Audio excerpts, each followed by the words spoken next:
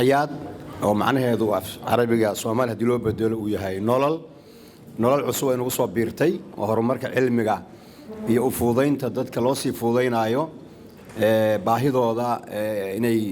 gaari karaan si sahlan barnaamijkan inta furayaan way ku mahadsan yihiin ramadaanka waa bil barakaysan qofka muuminka ana faa'iido weyn adduun iyo aakhiraba ay ugu jirto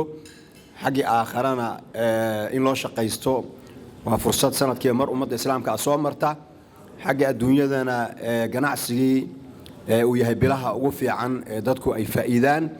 barnaamij kasta oo horumar leh oo la soo biiriyana ummadeena iyo wadankeena qiimo ayuu leeyahay ramadaan gift voucher oo barnaamij cusub ahna horumarkii hore u jiray iyo talaabaqaadkii ummadda Soomaaliyeed ayuu qayb ka yahay marka in barnaamij cusub la soo bandhigo oo hay'adaha runtii ku qabi jiray sida la tilmaamayay alaabta ay bixinayaan raritaankeeda iyo qaybinteeda iyo ilaalinteeda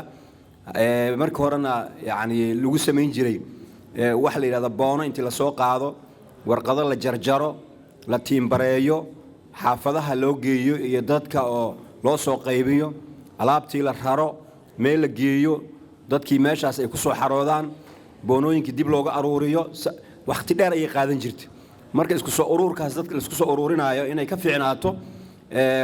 warqadihii booskoodii tiknoolajiyada casriga intii lagu bedelo oo voucherkan intii loogu talagalay xayaat laga qaato dadkiina si sharaf leh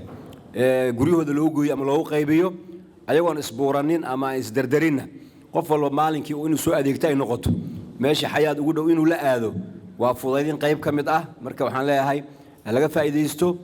ramadaankana hal isgarab qabto